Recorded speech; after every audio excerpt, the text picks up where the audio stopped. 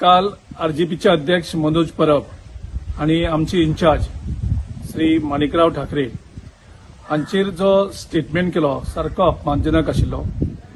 तांची एज आनी तांची सिनियरिटी जर पळयली जाल्यार हो स्टेटमेंट सामको फालतू आशिल्लो। बाब माणिकराव ठाकरे एक रिस्पेक्टेड लीडर आनी फक्त महाराष्ट्रांकूच न्ही आख्खे देशांक।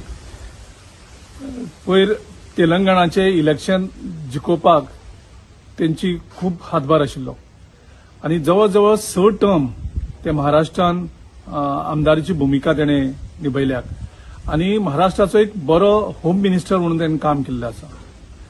सो हे सगळे पळोवन मनोज परबाचे हे जो स्टेटमेंट हे तेजी मॅच्युरिटी परस ते फ्रस्ट्रेशन चड दिसता। माणिकराव ठाकरेन झेडपी इलेक्शनाक अलायन्स जावचें म्हणून आउट ऑफ वे वचोन सगळ्यां बरोबर घेवन एक अलायन्स करपाचे प्रयत्न केले आमचे पार्टीचे सगळे कॅडर ताका विरोध आसतना सुद्दां।